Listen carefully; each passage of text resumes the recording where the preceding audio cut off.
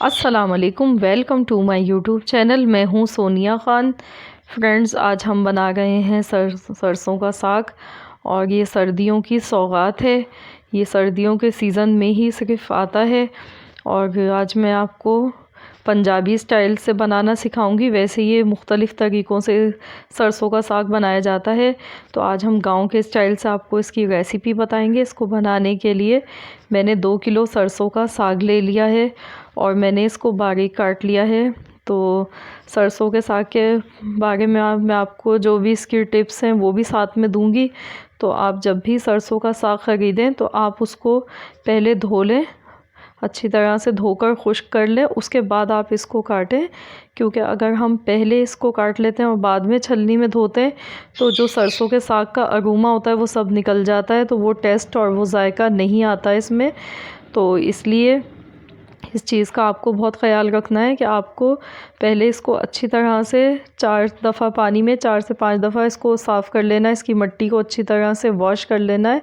उसके बाद आपको इसको बिल्कुल बारीक बारीक काट लेना है। तो मैंने यहाँ पर ये 2 किलो मैंने सरसों का साग लिया है और इसको मैंने ऐसे बिल्कुल बारीक एकदम से काट लिया है। तो ये आप देख सकते हैं। और इसमें दूसरे साग भी डलते हैं, इसमें बथुए का साग भी डलता है, उससे ज़रा लेस अच्छा बनता है सरसों का साग का। तो बथुए का साग मैं नहीं डाल रही हूँ क्योंकि मुझे नहीं मिला, तो इसीलिए मैंने सिर्फ 3 साग लिए। एक सरसों का साग लिया है, पालक लिया है और मेथी ली है। तो पालक मैंने इसमें आधा किलो ली है। आधा किलो पालक को मैंने पहले धो लिया था, उसके बाद फिर मैंने इसको बारीक काट लिया है। मेथी मैंने 1 पाव ली है। तो हमें सिर्फ इसके पत्ते डालने हैं, इसकी डंडी नहीं डालनी है बिल्कुल भी। तो हम इसके पत्ते तोड़ लेंगे और ये बाद में डलेगी इसमें। पहले हम सरसों का साग और पालक को हम चढ़ा देंगे। तो इसको बनाने के लिए मैंने एक मीडियम साइज़ की प्याज काट ली है। तो चलिए अब हम इसको बनाना शुरू करते हैं। मैंने खुले मुंह के बर्तन में डाल दिया सरसों का साग। अब मैं पालक डाल गई हूँ और इसमें मैं एक प्याज डाल गई हूँ और साथ ही में मैं ये गोल वाली हरी मिर्चें डाल गई हूँ। 10 से 15 अदद हैं ये मैंने डाल दी हैं। हल्दी पाउडर मैंने डाल दिया है 1 चम्मच। और अब मैं इसमें पानी डाल गई हूँ। बहुत ज़्यादा पानी नहीं डलेगा इसमें, बस इतना ही डालना है कि ये गल जाए।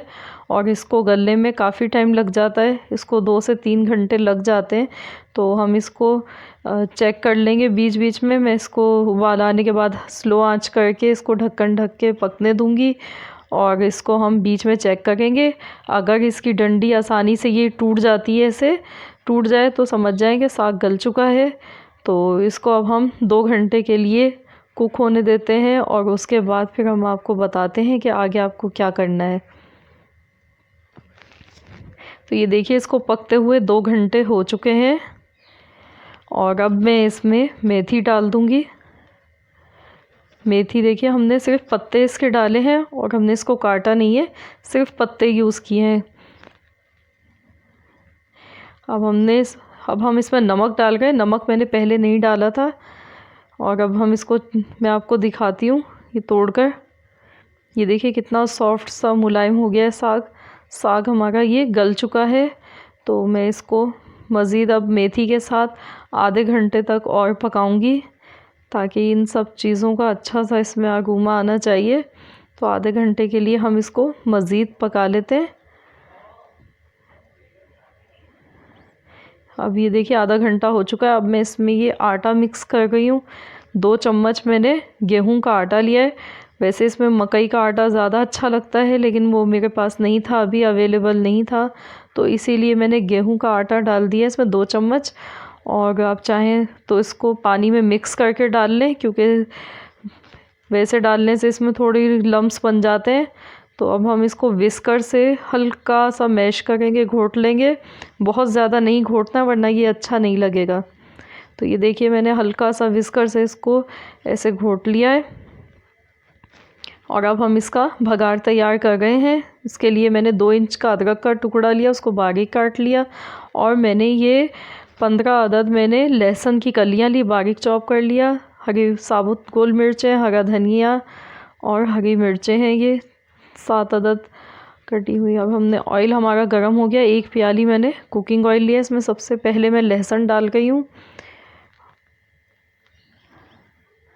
और इसमें अब मैं अदरक और गोल वाली मिर्चें डाल गई हूँ।